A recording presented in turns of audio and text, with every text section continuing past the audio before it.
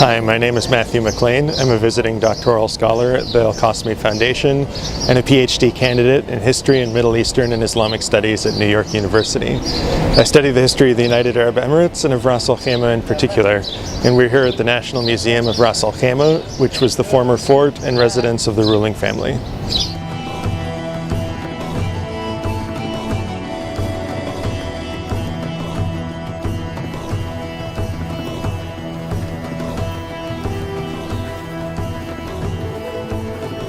So the entrance to the museum is in a zigzag formation because it was a fort and a residence, and so it's like that for defense and also for privacy of the royal family that lived here.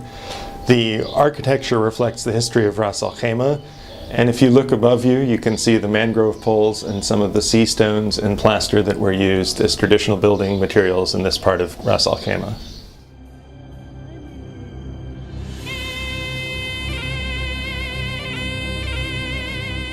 So we're now in the courtyard of the museum, which is the largest area in terms of square meters.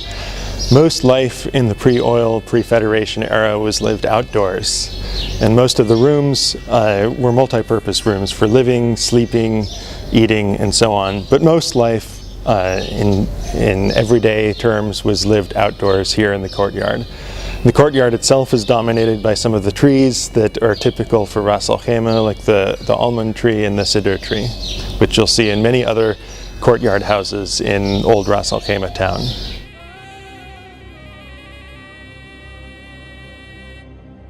One of the most impressive things about the museum are the doors to most of the galleries. If you look above the doors, you can see a mangrove pole with rope tied around it, and the rope is used to attach the very smooth wood of the mangrove pole to the plaster and cement that's used to hold up the building. The courtyard is surrounded by the galleries for the museum, starting over here for natural history and then moving sequentially to archaeology, more recent discoveries in archaeology, and then the immediate pre-oil period of pearling, farming, and desert life.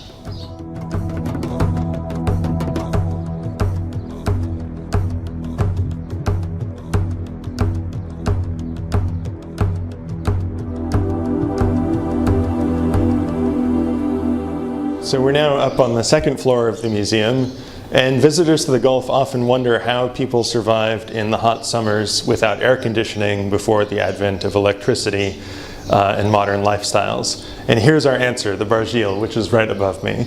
And the bargil is sometimes translated to English as the wind tower, and what it does is it funnels the breezes that come in during summer down into the room and the people below. And I can say now on a mid-May morning when it's about 35 or 37 degrees outside, that actually being right here under the bargil, it's actually fairly cool.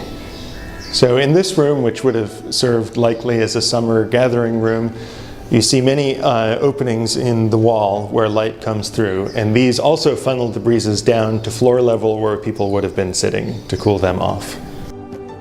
So the bargil now has become an architectural icon and symbol of the United Arab Emirates, and you'll see them all over the country. But this is one of the last authentic ones, unreconstructed in the nation.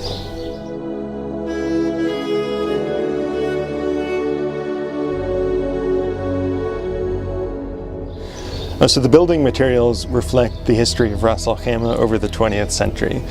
From the mangrove poles, the sea stones, the traditional plaster that's used, to early cement blocks that were made in the 1950s, to modern cement like this right here. And the museum has been restored to reflect this history.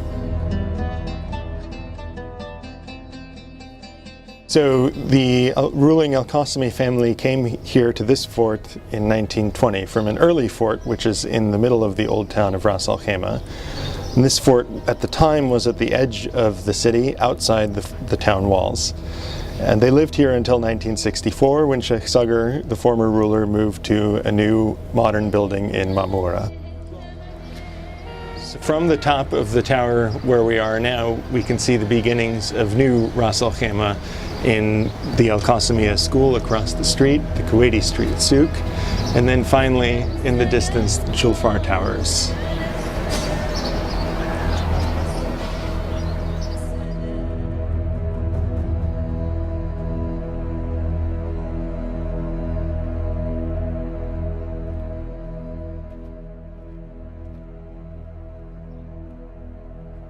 Here we are in one of the great old homes of old Ras Al Khaimah town.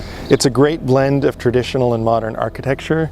So behind me you can see this colonnaded veranda. The columns are actually built out of modern concrete, so probably were rebuilt in the old style but with new materials sometime in the 70s. Up above them you can see modern plywood. In other areas of the house you can see mangrove and palm roofs.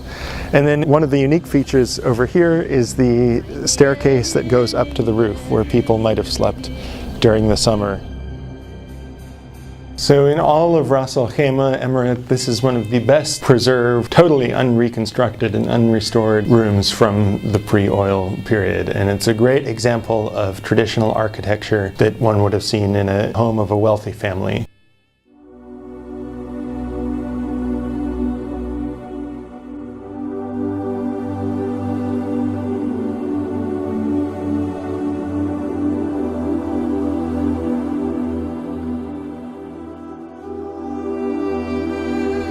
So behind me now is Masjid Mohammed Salim. Mohammed Salim was the father of Sheikh Sagar. He himself was ruler of Ras Al Khaimah, but the mosque that's named after him is certainly one of Ras Al Khaimah's most historic sites. It's one of the oldest mosques in the United Arab Emirates. And this mosque dates to probably the mid-1800s. It was destroyed by the British in 1819. But before that there had been a mosque on this site, and before that mosque there had been a previous mosque on this site. So there have been people worshipping here since we know at least the 1500s, and probably earlier than that. It was the biggest and most central mosque in old Ras Al Khaimah, and so for some people it's simply Masjid al-Kabir, the Grand Mosque. Still, for the people who lived in this neighborhood, a very important place to return to and pray. It's been restored very recently to look like the traditional style. There's no minaret. The call to prayer was done from a platform which is on the other side of the mosque. Previously, all around here was solid homes. But as the homes were abandoned, many of them were demolished or collapsed.